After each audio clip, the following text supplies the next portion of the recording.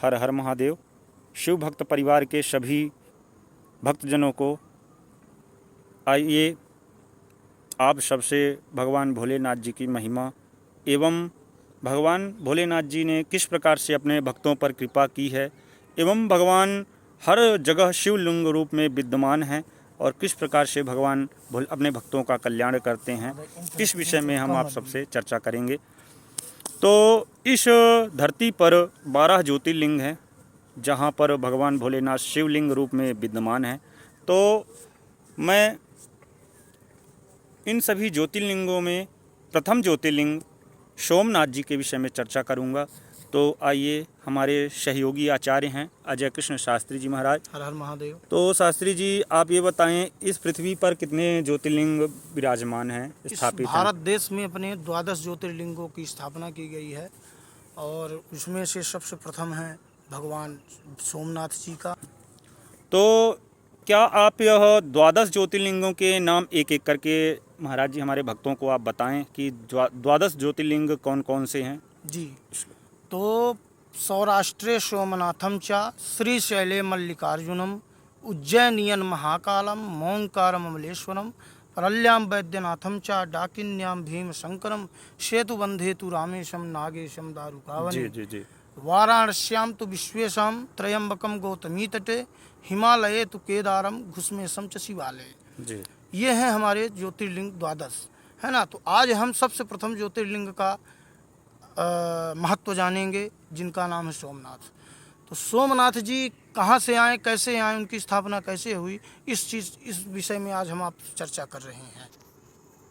तो हमारे साथ बैठे हुए हैं शिव भक्त परिवार के ग्रुप एडमिन जय जय श्री कृष्ण, हर हर महादेव। इन्होंने ऐसी चर्चाएं उत्पन्न किया जिसके द्वारा हमें कुछ चर्चा करने का भगवान भोलेनाथ का अवसर मिला। तो एक समय की बात है कि राजा दक्ष जी की 27 पुत्रियां थीं। तो उन्होंने अपनी 27 पुत्रियों को अश्वनी समेत 27 पुत्रियों का कन्यादान किससे किया? चंद्रदेव जी से। चंद्रदेव जी से विवाह संपन्न करा दिया और चंद्रदेव जी ने अश्वनी समेत 27 पत्नियों को पाने के बाद अत्यंत प्रसन्न हुए और ठीक उसी प्रकार दक्ष की पुत्रियां भी बहुत प्रसन्न हुई। जी जी जी जी जी। चंद्रदेव को अपने पति स्वरूप पाकर, क्योंकि चंद्रदेव इतने सुंदर और सुशील थे उस समय कि उनके समान कोई देवता नहीं दिखता था। जी जी। तो चंद्रदेव, कुछ समय बीत गया, जब कुछ समय बाद चंद्रदेव की जो मनोस्थिति थी, उनका जो कहना चाहिए कि ध्यान था, वो एक रोहिणी पर चला गया। रोहिणी नाम की स्त्री पर चला गया।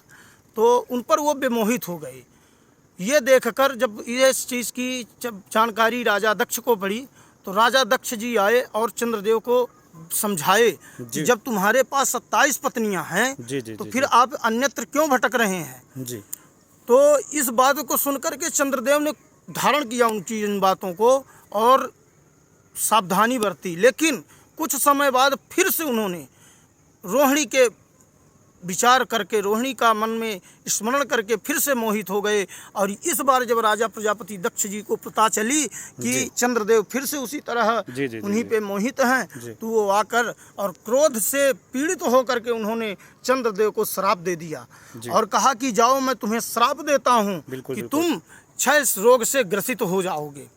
जब ऐसा श्राप चंद्रदेव को राजा दक्ष जी ने दे दिया, तब हाहाकार मच गया पूरे पृथ्वी लोक में। और चंद्रमा जी प्रतिदिन धीरे धीरे उनके श्राप देते ही समय से वो क्षय होने लगी। उनकी जो ऊर्जा रोशनी थी वो धूमिल होने लगी। तब सभी देवता और ऋषि मुनियों ने इस चीज़ के विषय के बारे में, इस श्राप मुक्त के बारे में जानने के लिए ब्रह्मलोक गए और ब्रह्मा जी से प्रार्थना करने लगे, याचना करने लगे। तब ब्रह्मा जी ने कहा कि सौराष्ट्र में चले जाओ, गुजरात स्थित सौराष्ट्र क्षेत्र में भगवान शिव जी की आराधना करें चंद्रदेव, तो अपने श्राप से मुक्त हो जाएंगे। यह सुनकर चंद्रदेव ने सौराष्ट्र क्षेत्र के, गुजरात के सौराष्ट्र क्षेत्र में जाकर के उन्होंने शिव जी का एक दिव्य मंदिर निर्माण किया और उसमें भगवान शिव जी की कठोर तपस्या करने लगी। उनकी तपस्या देखकर भगवान शिव जी तुरंत प्रसन्न हो गए और प्रकट हो गए उनके सामने और कहा कि वत्स मांगो, क्या वरदान मांगना चाहते हो। तो चंद्रदेव ने कहा कि हे प्रभु, आप तो सर्वज्ञ हैं, आप सर्वव्यापी हैं, आप मेरी दुखों का कारण भी जानते हैं, अब मैं आपसे क्या कहूँ। फिर भी अगर आप हम ही से पूछने चाहते हैं तो मैं आपसे सिर्फ एक ही वर मांगना चाहता हूँ कि जो हमारे ससुर जी एवं अर्थात प्रजापति दक्ष जी ने मुझे जो श्राप दिया है कि आप क्षय रोग से ग्रसित हो जाओ, उस रोग से हमें मुक्त कर दीजिए।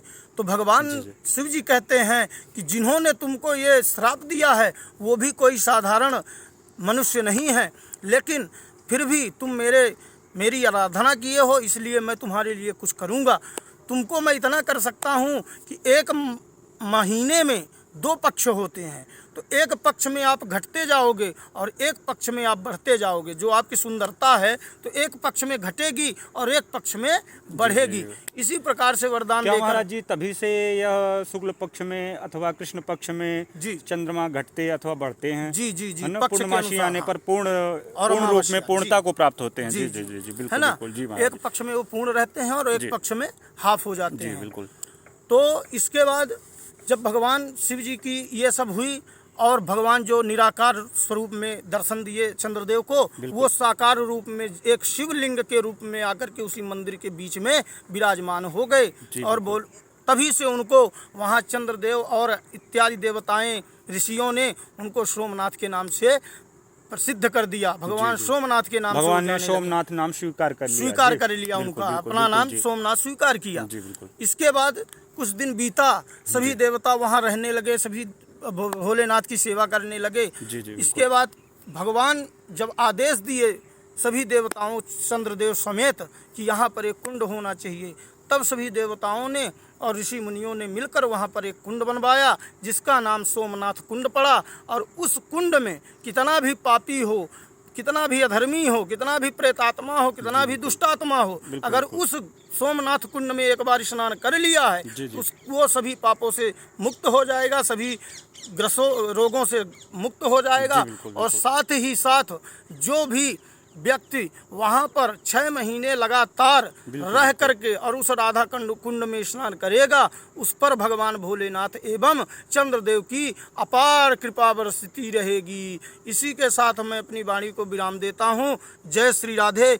आगे अगले सोमवार को हम आपको अगले ज्योतिर्लिंग मल्लिकार्जुन भगवान के बारे में हम आपको बताएंगे। और हम अपने ग्रुप एडमिन महोदय जी से निवेदन करते हैं और आप सभी से निवेदन करते हैं कि इस भगवान की महत्वता को दूर दूर तक पहुंचाइए, जिससे लोग इस महत्व को जानें और सोमनाथ कुंड में जाकर एक बार दर्शन करें और साथ भी स्नान करें। हमारे परम आदरणीय हमारे मित्र जी और इस आपके शिवभक्त परिवार के ग्रुप एडमिन जो कि हमें इस लायक समझा कि हम आप सबके सामने आए, तो हमें बड़ा अच्छा लगा, बड़ा प्रेम मिला। और इसी तरह मैं भगवान से प्रार्थना करता रहूँगा कि हमारे ग्रुप एडमिन महोदय को भगवान भोलेनाथ की कृपा अपार बरसती रहे और ये दिन प्रतिदिन आगे बढ़ते रहें। हम सबको भगवान भोलेनाथ के सभी नामों, 1008 नाम हैं शिव जी के, सभी नामों से हमें अवगत कराएं। अनंत नाम है, वही आदि है, वही अंत है। तो सभी नामों से, सभी उनके गुणों से हमें ये ग्रुप एडमिन महोदय श्री हमारे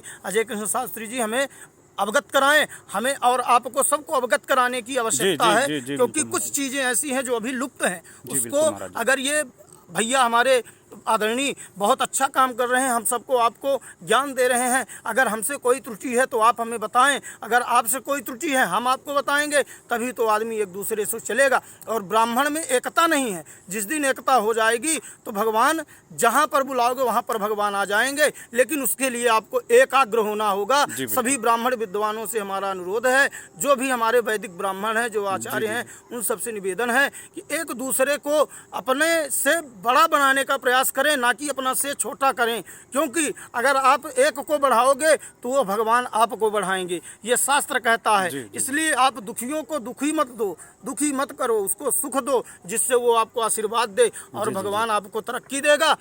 पर आप ब्राह्मण को बढ़ाओ, अब ब्राह्मण में एकता हो जाएगी जिस दिन, उस दिन हमारा हिंदुत्व बोलेगा जय श्री राम, हर हर महादेव, हर हर महादेव। आप सभी को मेरा सादर नमन, चरण वंदन, प्रणाम। शिव भक्त परिवार पेज को आप सभी लाइक, फॉलो एवं शेयर जरूर करें।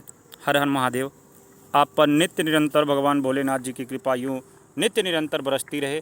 सभी की तरफ से आप सबको हर हर महादेव, जय महादेव।